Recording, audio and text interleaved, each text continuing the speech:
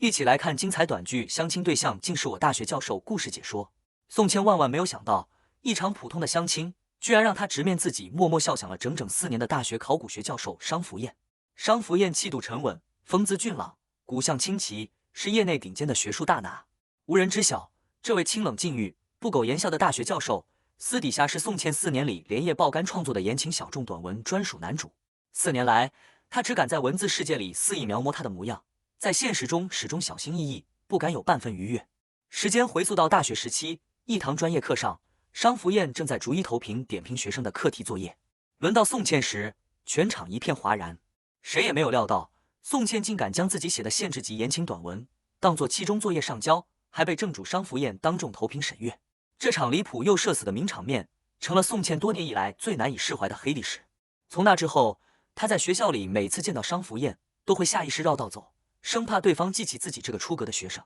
时隔多年再度与商福燕相见，宋茜内心慌乱不已，心脏不受控制的疯狂跳动。她不停在心里提醒自己，必须保持端庄纯情的模样，绝对不能让对方发现自己就是当年写他同人小短文大胆放肆的法外狂徒，更不能让他知晓自己这4年始终没有停止过对他的关注。宋茜强装镇定，主动向商福燕表明身份，称自己是他的往届学生。哪怕时隔多年，商福燕在他心中依旧神圣不可侵犯，可他的心底却藏着截然相反的隐秘心思。越是敬畏对方清冷神圣的气质，就越是忍不住好奇，想看这位禁欲教授褪去刻板、沾染烟火的模样，想看这位常年与古物为伴、清冷自持的男人会对谁温柔偏爱。为了避免沟通尴尬，商福燕主动提出按照正规相亲流程交流，有条不紊地介绍起个人情况。他今年29岁，常年坚持健身，身体素质出众，无任何不良生活嗜好，名下有房有车，父母身体健康，家庭结构简单，个人社会关系干净纯粹，没有复杂牵绊，一生过得规整且自律，几乎没有任何瑕疵。看着一丝不苟走相亲流程的商福燕，宋茜满心错愕。在他的认知里，这位古板守礼、恪守师德的教授，得知自己是他的学生后，理应主动避嫌，终止相亲，保持恰到好处的距离感。可商福燕不仅没有回避，反而认真推进流程，态度端正且郑重，完全打破了宋茜的固有预想。商福燕随即坦诚自己的情感经历，从未有过初恋、情人，更无任何暧昧对象。看着眼前条件完美、禁欲自律的相亲对象，宋茜忍不住胆大试探，直白询问他是否拥有网传的8块腹肌，还表示眼见为实，想要亲眼确认，试图用放肆的举动打乱对方沉稳的节奏。面对宋茜直白大胆的提问，商福燕神色坦然，大方予以肯定，同时明确表示这般私密的身体尺度仅允许自己未来的妻子查验。他古板守礼、恪守分寸的模样愈发撩动宋茜的心弦，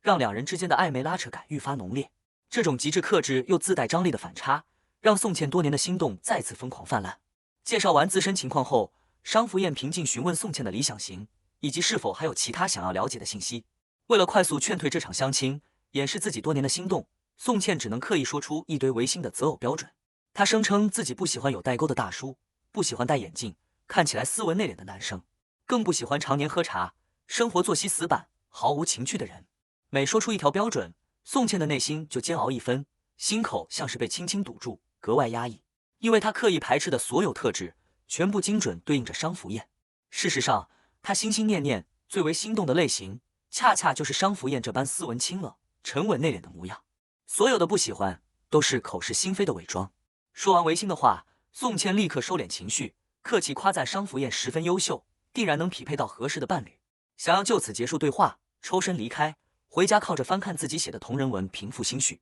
就在他准备告辞时，商福燕主动叫住他，提出要互相添加联系方式。宋茜满心疑惑，觉得两人无意继续发展，没必要留存联络方式，暗自猜测商福燕只是为了对其相亲口供，避免后续双方长辈盘问露馅，忍不住感慨对方行事极致严谨。随后，他主动扫码添加了商福燕的微信，心里忐忑不安，生怕后续再有牵扯。可接下来商福燕的操作彻底打乱了宋茜的节奏。刚加上好友，他便直接询问宋茜的空闲时间，提议安排双方家长见面，快速推进结婚流程。第一次相亲就直奔结婚，跨度极大，让宋茜忍不住调侃：这莫非是考古界专属的杀猪盘，专门套路自己这种普通人？宋茜连忙出言劝阻，表示正常的社交相处理应从互相了解开始，循序渐进培养感情，对方的推进节奏实在太过仓促。但商福燕自有一套严谨逻辑，他认为个人情况已完整报备，宋茜也未提出异议，双方硬件匹配，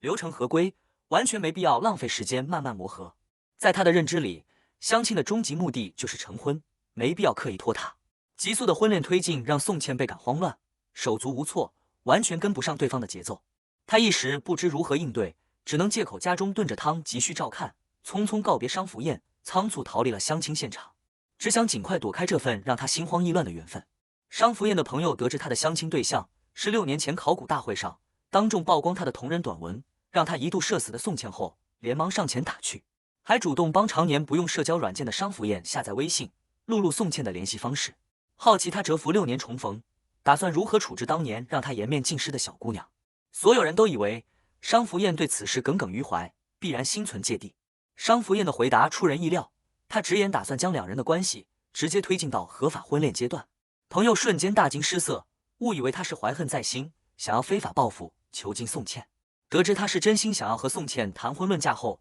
更是满脸难以置信，完全无法理解这位高冷教授的转变。朋友忍不住调侃宋茜福气满满，商福燕是全院公认的高质量单身精英，颜值、学历、家境、品性样样拔尖，能和他结婚，便能近距离感受他的颜值与魅力。可宋茜的内心却满是自卑与纠结，她只是一名能否转正尚且未知的小学实习老师，前途未定。而商福燕是高高在上、声名在外的学术大拿，两人身份差距悬殊，宛若云泥之别。宋茜始终心存顾虑，当年自己的短文让商福燕当众社死，颜面扫地，成为她公开的黑历史。如今对方突如其来的主动温柔，大概率是别有用心，暗藏报复。他暗自揣测，即便两人真的步入婚姻，商福燕迟早会发现自己除了写小众短文一无是处，最终心生嫌弃，彻底厌倦。与其得到后再被抛弃，经历落差与难堪，不如从一开始就保持距离，互不打扰。除此之外，大学时期的商福燕刻板严苛，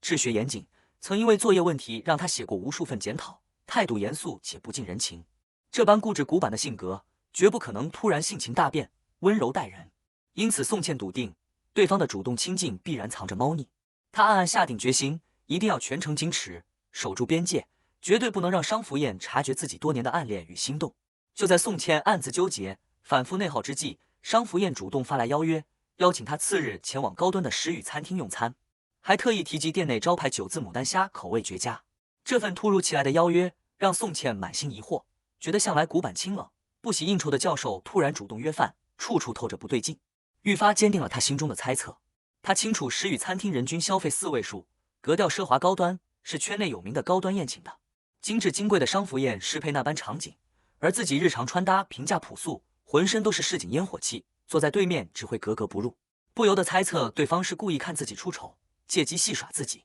思虑再三，宋茜主动提议更换用餐地点，推荐了宁大附近云创街区的平价日料店，直言店内招牌菜品口感绝佳，完全不输高端餐厅。出乎意料的是，商福燕没有丝毫犹豫，直接听从了他的安排，没有半点嫌弃与不悦，这让宋茜倍感意外。他原本以为高高在上、常年出入高端场合的商福燕无法适应烟火市井的小店，定会拘谨不适，百般挑剔，可对方全程从容淡然，毫无抵触，入乡随俗，十分自然。落座后，商福燕的细致举动更是彻底打破了他的固有认知。他熟练递出纸巾，告知店内洗手间人流量大，先擦拭双手更为卫生。不仅如此，他还熟知餐具卫生细节，耐心告知宋茜，店内陶瓷餐具经过高温消毒，可清除85%以上的虫卵。科普之余尽显细心。点餐时，商福燕的习惯也格外细致，特意叮嘱服务员，和牛烤肉要原味、轻腌，火候适中，辣味增煮牛筋要去掉所有生蒜，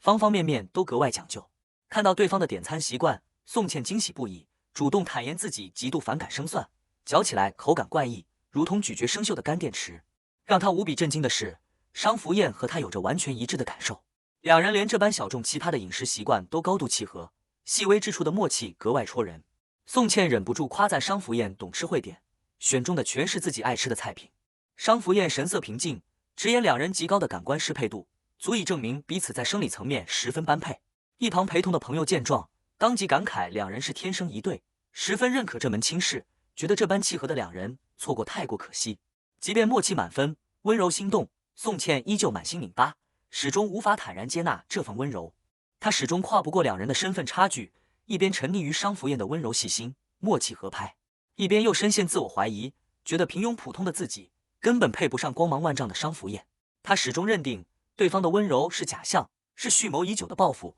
自己纯属做贼心虚、自作多情。朋友看不下去他的自我内耗，连忙让他点开商福燕的微信朋友圈试探心意。宋茜点开后发现，对方的朋友圈仅有一张画质模糊的老干部风背景图，几乎没有任何动态。仔细辨认后，他彻底愣住，图片角落的背影正是大一时期高马尾、反穿外套的自己。巨大的疑惑萦绕在宋茜心头，他始终想不通，冷漠疏离，向来不喜与人牵扯的商福燕，为何会用自己多年前的旧照当作朋友圈背景，默默留存多年？朋友大胆猜测商福燕暗恋他多年，早已暗藏心意。可宋茜立刻否定，大一的他只是院系里的小透明，毫不起眼，成绩平平，性格内敛，常年研究文物，眼光严苛的商福燕根本不会留意到自己这样普通的学生。为了探明真相，解开心中所有疑惑，宋茜决定主动试探，以婚恋体能测评为由，和商福燕约定次日下午2点见面测试。第二天健身场内，商福燕流畅优越的背部线条，紧致利落的肌肉线条，让宋茜暗自惊叹。这般完美身形，完全堪比专业人体建模教材，自律且优越。为了试探对方的底线与态度，宋茜故作随意，让商福燕适当增加负重，不要刻意迁就自己。商福燕顺势将主动权交给他，让他自行制定训练标准，自己全力配合。全程相处中，哪怕手持重物，力量十足，商福燕依旧稳稳扶住他，分寸感十足，温柔尽显，从未有过半分逾越。枯燥的健身结束后，宋茜提议去玩卡丁车，自信表示自己是专业玩家，常年顽练，商福燕定然比不过。可几局比拼下来，他发现商福燕在动态力学和线路预判上天赋卓绝，逻辑缜密，反应迅速，实力远超自己。他敏锐察觉对方拐弯时刻意松油门放水，当即要求再来一局，双方公平竞争，不许谦让。新一轮比拼刚刚开始，宋茜突然身体不适，生理期意外提前。商福燕第一时间察觉异常，立刻上前关切询问，主动搀扶，动作温柔又急切。他熟练拿出暖宝宝，精准告知需要揉搓30秒才能达到52度恒定恒温，发挥最佳热敷效果，专业又细致。宋茜满心诧异，调侃他怎么精准知晓小众暖宝宝的专属温度，难道男生也会用暖宝宝？商福燕淡定解释，自己作为考古学者，常年研究各类恒温材料，对相关性能、参数和使用方法都了如指掌。随后他细致告知热敷穴位，还温柔询问是否需要帮忙粘贴，体贴入微。身体稍有缓和，宋茜便带商福燕回到自己家中。商福燕主动借用厨房，熟练取出去核红枣，包好的桂圆，熬煮出一碗暖身茶饮。宋茜看着熟悉的配比，彻底震惊，这是母亲专为自己定制，缓解生理期不适的独家配方，极少有人知晓，连她身边好友都不甚清楚。她忍不住追问，从未谈过恋爱的商福燕为何精通这款茶饮的配比？商福燕如实解释，母亲常年体弱多病，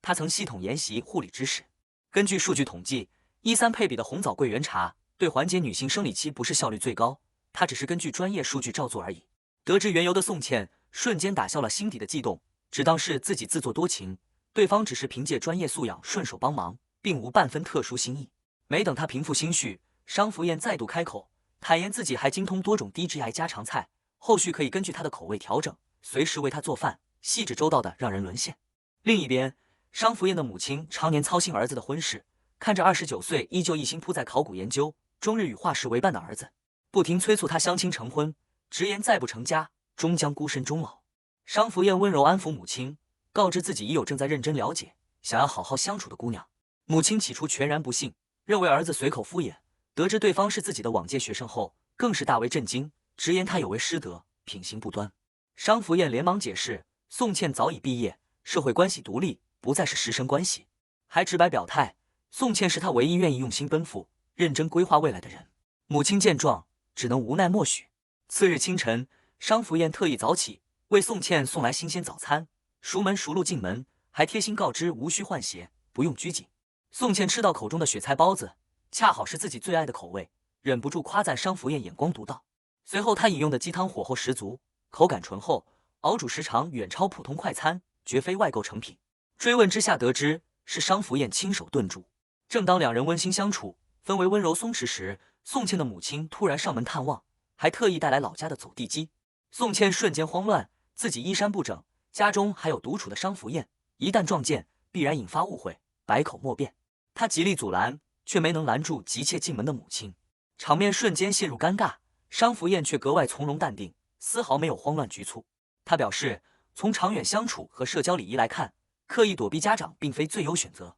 两人已有成婚共识，见家长本就是必经流程，无需刻意遮掩。宋茜只能硬着头皮招待母亲。母亲进门后满心疑虑，总觉得女儿刻意隐瞒事情，藏着秘密，四处打量探查，眼神满是审视。宋茜无奈吐槽，母亲是因为父亲当年出轨留下心理阴影，习惯性将所有男性视作隐患，过度干涉自己的生活，对感情之事格外敏感。母亲语重心长叮嘱宋茜，男人的温柔付出皆有额度，透支之后只剩伤害。再三告诫她工作尚未稳定，需专心实习转正，切勿被恋爱琐事分心，最终耽误自己的前程。宋茜无奈应允，轻声安抚母亲放宽心，自己自有分寸。母亲离开后，宋茜情绪依旧低落，心头满是压抑与无奈。商福燕敏锐察觉她的抵触心理，误以为她因原生家庭的影响，排斥两人的相亲关系，抗拒自己的靠近。为了消除宋茜的顾虑，商福燕主动提出终止目的性极强的相亲模式，跳过刻板的婚恋流程，正式开启恋爱追求模式。她打算从零开始认真相处，循序渐进培养感情，直到两人拥有真实的情感共振，而非单纯的数据条件匹配。不仅如此，她还主动给出福利，坦言追求考察期内，宋茜可以随时查验、触摸她的腹肌。直白撩人的话语打破了她往日刻板的形象，让宋茜心慌意乱，连忙吐槽她是非法贿赂。朋友得知此事后，忍不住吐槽宋茜毫无底线，轻易被商福燕的颜值和温柔打动。可宋茜却心思活络，暗自打算借着对方主动追求的机会，写一篇千字强制爱短文，好好惩治一下总用严谨逻辑拿捏自己，处处掌控节奏的商福燕，也算了结当年的一点小遗憾。之后，宋茜在家帮父母干活，收拾家务，打理食材，忙得手脚不停。母亲随口询问她的转正进度，宋茜如实告知一切顺利。导师十分认可自己的工作，让家人无需操心。忙碌间隙，商福燕发来消息，温柔询问她是否想吃雪菜包子，贴心的问候瞬间抚平了宋茜的疲惫。另一边，满心期待恋爱的商福燕，因从未认真追求过别人，缺乏追爱经验，只能查阅各类文献资料钻研方法，却依旧不得其法。她特意请教情感经验丰富的朋友，虚心学习追爱技巧。朋友直言，追女生无非是投其所好，满足对方的物质、情绪需求，给予独一无二的偏爱与例外。当天深夜，商福燕特意绕到书店，买下许多宋茜大学时期喜爱的书籍，都是小众且难买的版本，专程登门送到她家中。面对宋茜的感谢，她温柔淡然，直言无需客气。近距离相处时，宋茜下意识夸赞她身上的味道很好闻，干净清冷，让人格外安心。商福燕顺势温柔科普，嗅觉记忆是最持久的神经记忆，能够留存数年之久，让宋茜可以牢牢记住她的味道。随后，他告知宋茜，自己次日要前往襄城出差1个月，参与重要文化遗址的抢救性发掘。下坑作业期间无信号，无法及时回复消息。他细心叮嘱宋茜照顾好自己，两人每晚空闲时保持联络。临走前再三提醒她锁好门窗，注意安全。商福燕离开后，宋茜心头悸动不止，忍不住感慨：向来古板严谨、不懂变通的老教授，仿佛进修过撩人课程，一举一动都温柔细腻，让人难以抗拒。闲暇时，宋茜翻看商福燕送来的书籍，发现其中包含汉服、医用人体结构等各类书籍，品类繁杂且贴合自己的喜好，不由得调侃对方看似清正端方、不苟言笑，实则心思细腻，暗藏温柔，格外动人心。不久后，学校校长找到宋茜，和她细说这场相亲的渊源。宋茜这才得知，校长最初本想撮合她和商福燕的表弟，奈何对方出国进修，机缘巧合之下，是商福燕主动接手了这场相亲。得知真相的宋茜愈发心生疑虑，刻板避嫌、恪守规矩的商福燕绝不会无端接手他人的相亲局。她暗暗决定，等对方出差归来，一定要当面问清缘由，解开所有谜团。工作之余，同事和宋茜闲聊，提起一位笔名为四喜丸子的言情作者，其笔下的考古学教授男主性格、外貌、人设都与商福燕高度契合，还告知对方作品首发于洋番茄平台。这番对话让宋茜心头一紧，因为四喜丸子正是他本人的笔名，没想到自己的私下创作早已被身边人熟知。众人闲聊间还提及3年前商福燕举报的盗墓团伙，近期终于在边境落网。当年该团伙扬言报复举报人，让所有人为商福燕的安全提心吊胆数年，每次外勤都格外谨慎。如今歹徒落网，众人终于放下心结，得以安稳度日，不用再时刻提心吊胆。出差期间，商福燕外出视察时，偶遇一伙持棍闹事的人群，现场场面混乱，所幸保镖护卫周全，他才安然无恙，躲过意外。经历这场突发风波，商福燕愈发看淡世事浮沉，笃定了自己想要安稳度日，与宋茜相守一生的心意。为了给宋茜一个惊喜，商福燕特意给她寄了一份神秘快递，没有提前透露内容，只想给她一份意料之外的温柔。快递送达后，众人拆开发现，里面是特级宁夏大颗粒枸杞。宋茜贴心附言，让常年扎根考古工地、风吹日晒的商福燕坚持搭配黑豆、黑芝麻食用，好好保养身体。看着宋茜贴心又可爱的留言，商福燕无奈失笑，眼底满是温柔。他清楚宋茜对自己的体能存在极大误解，总觉得自己常年伏案研究，体质偏弱。他暗自打算后续找机会，让他亲身感受自己的身体素质，好好体会一次学术界的严谨实力与深藏的力量。